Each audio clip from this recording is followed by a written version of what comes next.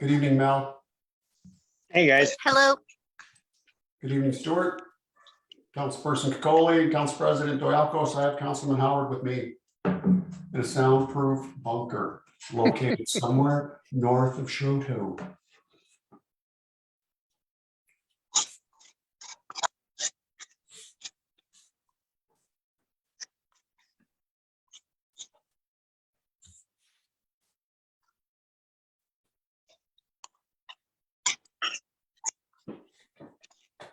Sewers looking good.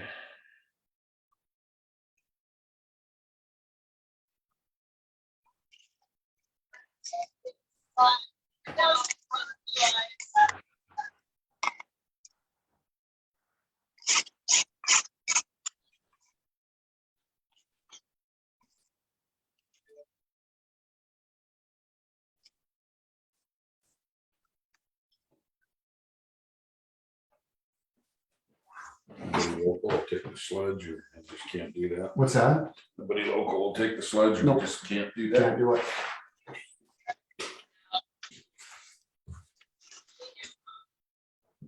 Tom, are you by yourself? Rich Lusky's here. Oh, okay.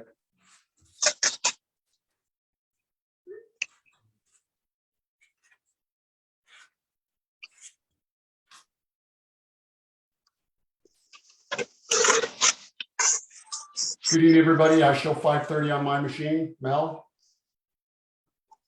It is 5:30 p.m. and we will call the city council meeting for the city of Choteau, October 18th, 2022 to order. Yeah, pie and everything, huh? What was that? Councilman Merja has quite a bit of background noise. Yeah. Well, I do not have a flag out here to stand and do the pledge of allegiance, so we'll proceed. Thank you guys for meeting in Zoom land tonight. Someone in my house, not named Chris, tested positive on Friday. And although Melissa said she's not symptomatic or probably not capable of spreading it, I'm taking caution. I don't want Shauna at City Hall to get not enough on her trip on Thursday. I couldn't live with that if that were to happen. So with me is Councilman Howard, Councilman Doyakos, Councilwoman Kikoli, Councilman Merja are all in line. Tom from Felter, Deputy Clerk, and Rich Lusky at City Hall, and Mel is in the Acanta office. So our first thing tonight on our list would be the approval of minutes from 4 October. Move approval of the minutes from October 4th. I have a motion from Second. Councilman D. Second. I have a second from Councilwoman Kikoli. Any changes or additions?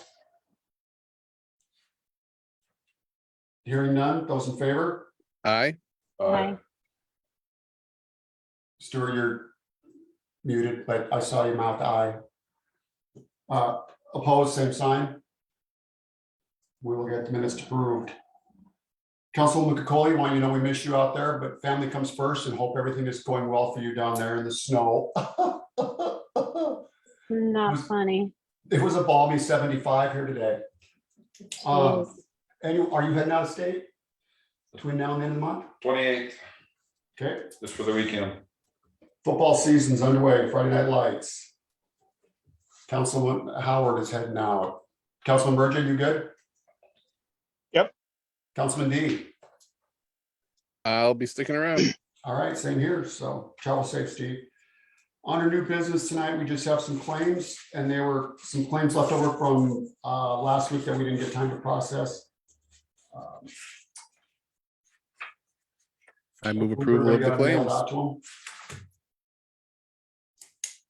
Second. What's that? I moved the approval of the claims, and Councilman Merja seconded. Gotcha. Any questions or additions? Those in favor? Aye. Aye. Aye. Aye. Opposed? We will pay the bills. Jumping into our, that was our only action item tonight, so we'll jump into reports quick like. Start off with our report from law enforcement from 31/8 from 9/1 to 9/30/2022. 11 traffic stops, 1 citation, 1 arrest made, criminal criminal sale of dangerous drugs, 2 counts, use of property subject to forfeiture, 2 counts. He had a total of 89 calls in Choteau, in addition to the above listed citations ranging from erratic drivers, traffic stops, suspicious vehicles, persons, officer requests, and other calls. So thank you, Devin, for getting this to us, 31-8, and congratulations on your recent engagement. City Judge from Pete Rasmussen. One speeding, 1 dog license, and 1 nuisance dog for a total of 3 cases. I think we're going to continue to see dogs on the docket for a while, unfortunately. But yeah, there they are. Public Works Director, direct report. Our influent flow is again amazing, right at 200,000 compared to previous years were about 200,000 below where we've been in the past. Our wastewater lab results are very good. Water tests have all come back good. All sludge has been processed and delivered to the North Montana Joint Refuse Disposal District for burial. We disposed of 58.62 tons of dried sludge for the year. On the water side, all tests are good. Water loss remains high, though it is difficult to quantify with summer usage. But as that we tend to drop off in the fall, we'll have some better ideas. Made several water repairs. The month of September, water produced was 12,204,000 gallons.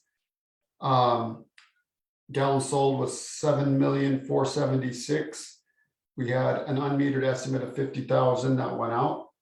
And so we accounted for about 7.526 million gallons of water, lost 4.678 million gallons of water.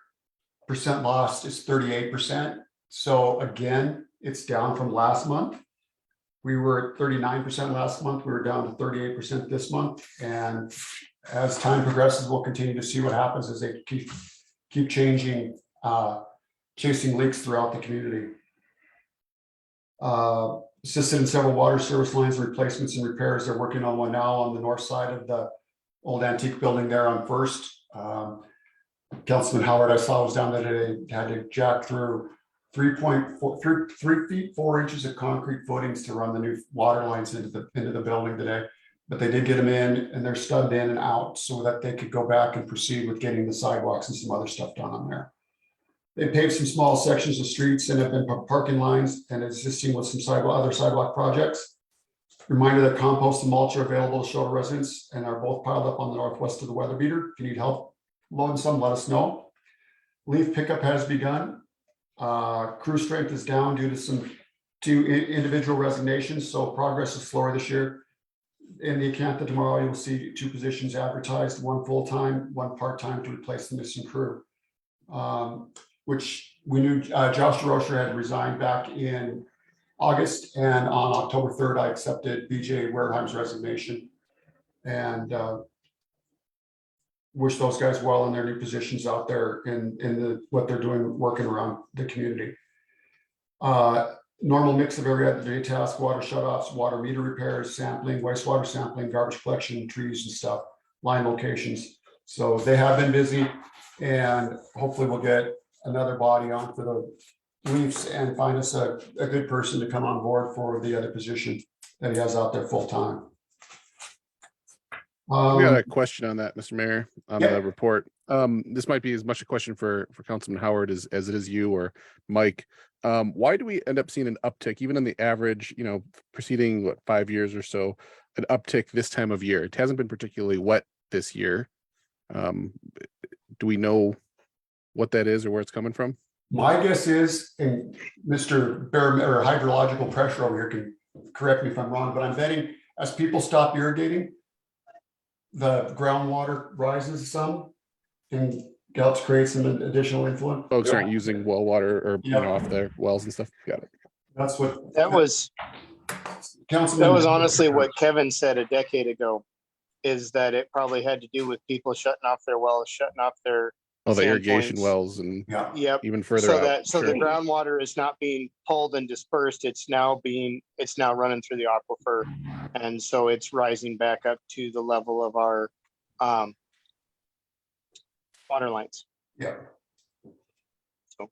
But even looking at that, it's still well above where it's been in the past years. We're well above average for the last 3 years, or well below average, I should say, so. Jody's report is in here from the finance officer's standpoint. There's also a report in here from Caden Keller, legal office, getting us caught up to date on where he's at in his world with paperwork on his desk. Tom, talk to us about your building reports. It's slowing down, but I'm still getting mostly fences and someone just came in for a re-roof, but no big building right now for the most part. But yeah, sidewalks. Okay, so I mean, there's 2, 4, 6, there's 8 projects there. So people are still working on stuff. Weather's holding, so. Yep. What's the threshold on a shed? Like if it's just a temporary structure, what's the threshold for us to require a permit on that? We sort of, anything over 120 square feet, Okay, so the square footage. start looking at permitting. Does that So we- include if they want to put in like cement under it, or is it only if it's non? That's non-permanent sheds. Gotcha. Okay.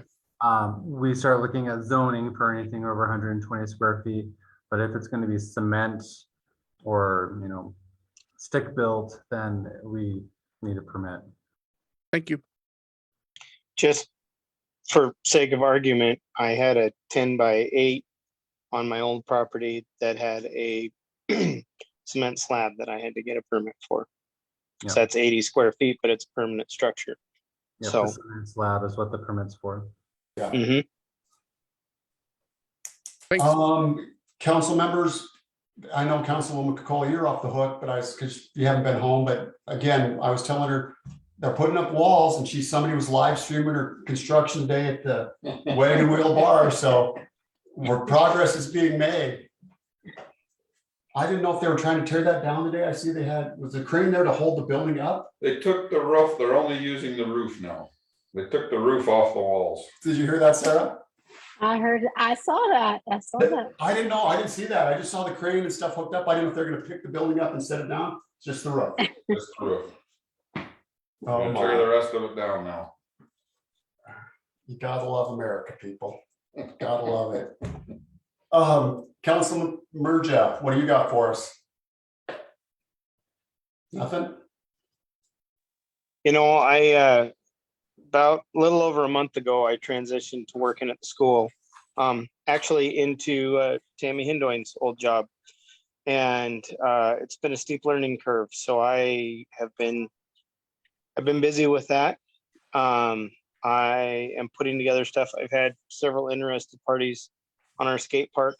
And so it's my goal this winter to meet with them a few times, get together and see what kind of vision they have and hopefully kick off interest drive this spring to see because the way the two foundations work, if there's no interest in your community, they're not going to bring money to the community. But if we can prove that there is an interest, then they're happy to help us out. So, yep, that's other than that. District volleyball is that next weekend, and divisional volleyball is the week after.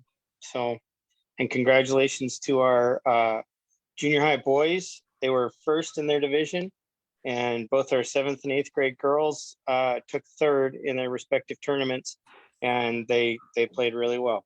So, Well done, ladies and gentlemen. I will have homework for you guys.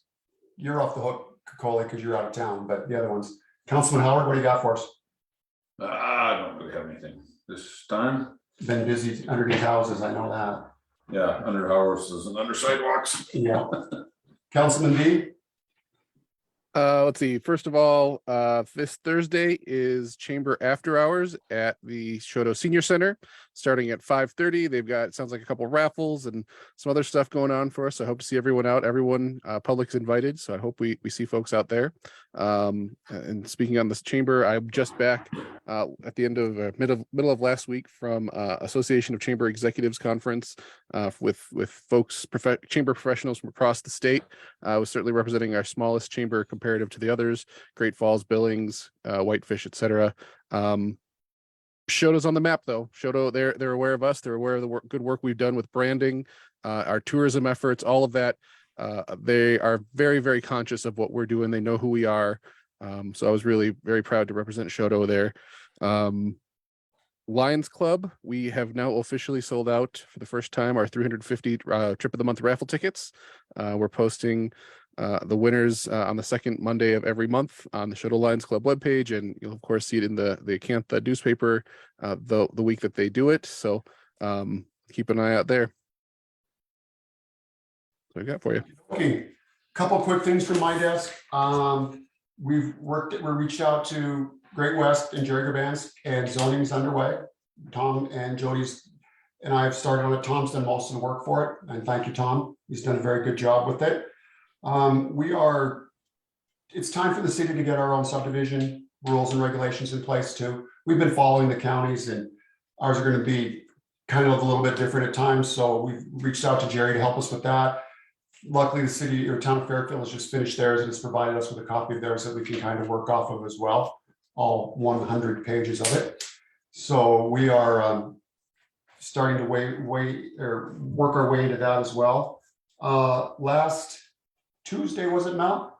We had a meeting with the county commissioners, and Mayor Tackey from Fairfield couldn't make it. He got tied up the last minute, so I was there, and we had a discussion about Code Red. And Code Red is the telephone notification system that's out there and available for governmental entities to use. My request to them, let's just say the meeting didn't go the way I thought it would. How's that, Mel? It was my hope that we would be able to come together with some folks and get a chance to work together with the Code Red. After leaving that meeting, there were factions of the county that would prefer the city of Choteau did not have any type of telephone notification program to be used. They believe that the city of Choteau, me specifically, provides too much information to the public, and that the public doesn't need to know when there's a street closed. They can drive down, and if they see people working on the street, they can figure out the street's closed. That we don't need to notify them if we're going to be working in there, if their water is going to be shut off, because if they turn the water on, there's no water. They know they got no water because that's how they do it in the county. And they were also concerned that if we have a program like that, where we are sending out messages to folks to update them about water or sewer or something going on in their neighborhood, that once or twice a year, when they truly use the system as an emergency, people will have been inundated with messages and not will opt out of the program and therefore not get the messages. And they brought us some data from Choteau County where they said Choteau County and the city of Fort Benton was using it, and it got to the point where the folks in the county opted out of it because the city was using it so much to tell them about what was happening in town, that when they had an emergency, it wasn't getting to the people who needed it because they'd already opted out. And my message to them was, this is something that we want, that we could pinpoint from one house in the community to the entire city limits, one block, and let people know that, yeah, we're going to be sewer jetting, put your toilet seats down. Yeah, your water's going to be off. Prepare yourself. And as we get ready to lay 13,000 linear feet of water line, things like that are going to be important to know. So when we were done, I had a follow-up meeting with Code Red online, and I asked them those questions about what are they seeing about, are people opting out, are the system being used too much? And they said that their demographics show that the counties, actually the states that started using it, and then the counties came on board, and then the municipalities followed. And that their business model shows growth in all aspects and not people opting out because of messaging. So I don't know where, how that comes to play, but my homework for you guys as council people would be talk to folks and find out if it's something that they would find to be beneficial. The cost for the system for the city of Choteau and the town of Fairfield combined would be $2,900. And so our share of it would be $2,000, roughly 2/3 of it, because of this, our size compared to the town of Fairfield. It's cheaper for us to go with the town of Fairfield than to have our own system as well, by the way, because we'd hit a minimum amount. They would come on board and help us upload all of our phone numbers. We would do a campaign to get folks to join in. The county's actually got theirs out there right now with the QR code that you could scan and register for the county's code red system. So Where are those signups? Out of curiosity, because I I haven't believe seen any. they're out on somebody's Facebook page. They handed them to us when we were at the meeting last Tuesday, Mel, and I don't remember. Do you have one for the Acantha? I have one, and I asked them if they wanted to run it as a public notice in the Acantha, and they are holding off on that right now. Okay. So I'm not sure. I mentioned that you can sign up in the article that I wrote, but I didn't put the QR code in it. Am I misconstruing anything, Mel? I don't think so. I think that there was a real concern expressed about whether having the city use this same system for non-emergency notifications would lead to people in the city of Choteau, I imagine, Chris, not the whole county, because your Correct. messages would not go out past the city of No. Choteau. Whether it would cause people in Choteau to then opt out of receiving any kind of notification. And my other concern that I shared with Code Red was, what if I have somebody in between here and Fairfield, or here in Dutton, or here in Bynum that wants to opt in? What, and they said, well, as long as they opt in, even though they're outside the demographic, their number is going to go out. I do get Lewis and Clark County. As do on their I, list. and Cascades. Mhm. But they also said that we could put our notices out, so it would show the city's number. When the general notice goes out, it would show that it's coming from 406-466-2510. And that an emergency number would be a different number. It would have a tone to it, where we do not have a tone for the general ones. And again, we could do text messages, we could do cell phone calls, we could do landline calls, and we could do email. The county wanted us to do nothing but emails. Do all of our notifications by emails. Because if you're going to ping a phone, somebody's got their email on their phone, they could check it there just as easy, they said. So my request for you guys is talk to some folks, see what you think, and we'll put it on the agenda for the 1st of November as an action item to either proceed or to postpone. Okay? Out of curiosity, Chris, did you express the frustration about like the lack of, the fact that there were sheriff's deputies dealing with the bear on the south side of town in the elk pasture, and nothing went out? Like, we had to find out over social media and after the fact in some cases. That was brought up because Daniel from Fish, Wildlife and Parks was there, and you can see later that day they did the call multiplier for the bear attack that was out east of town there at the colony. But that was through FWP, not through any county Yeah. service. Yeah.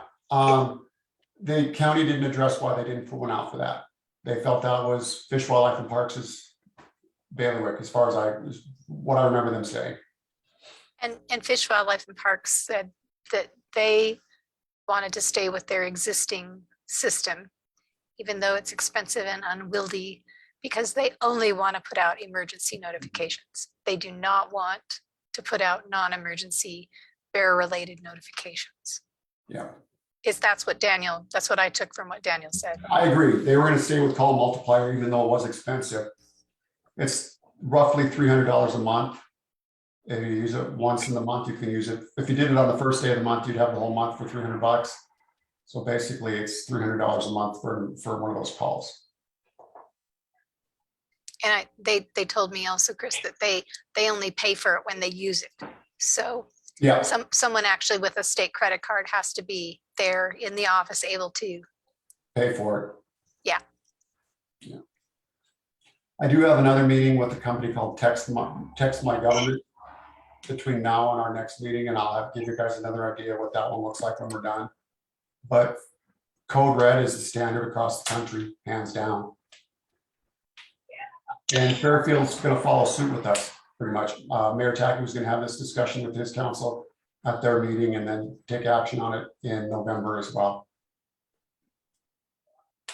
Something else I think we should consider pursuing is a set of procedures about what constitutes emergency, what constitutes, worthy of notification, so that people know what they're going to expect to get, and make it public, put it on our website or whatever, and it also be good criteria for the staff too.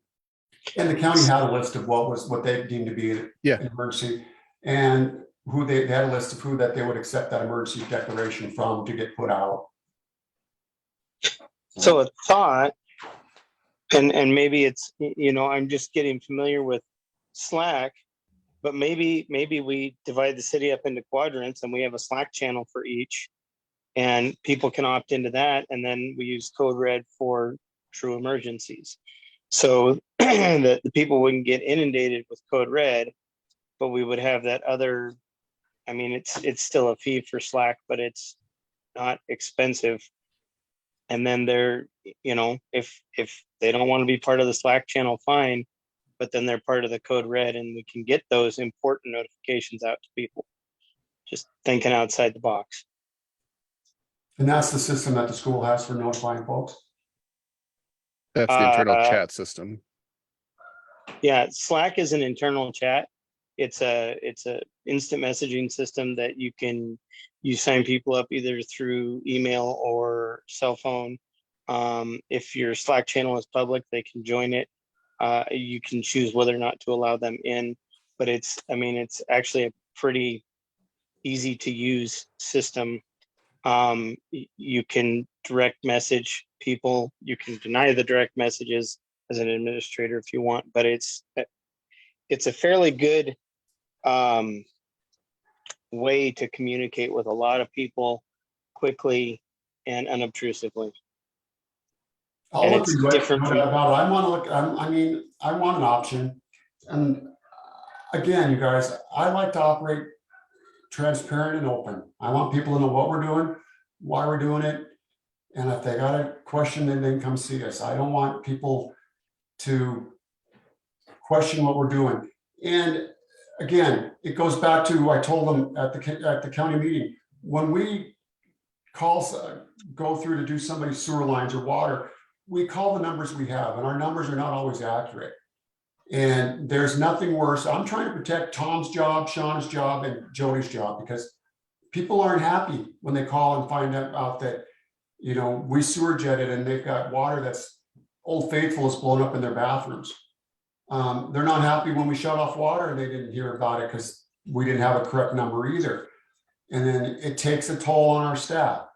The money that this would cost us, or any money we'd spend for a program, is going to more than pay for itself in stress relief for Shauna, for Tom, and for Joey.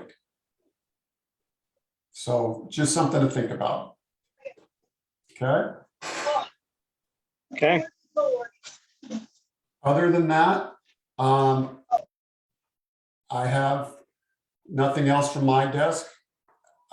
We're going to go again on November 1st. So be the day after Halloween, after trunk or treat. As Councilman Murgis said, we've got district volleyball and divisional volleyball coming up. Football Friday nights away in Sealy Lake. And go from there. I guess we had a very good turnout at the gun show over the weekend. That the pavilion was packed all 3 days. I did go down and check things out. Didn't find anything I couldn't live without. But other than that, I want to thank everybody, Mike, especially for being shorthanded, and those guys are really stepping and fetching right now. Jody's into our annual reports, and I know she is stressed as well. She's getting things caught up. And she's not feeling well or hasn't been feeling well either. So it's kind of going around something, whether it's the COVID or not, there's something going around town right now, you guys. There's a lot of folks that are fighting it. So if there's nothing else, Rich, you got anything for us there at City Hall? No. Nope. All right. We will adjourn till 1 November at 5:30 and we'll be back in person at City Hall. All right. Good night. Thank you. Good night, everyone.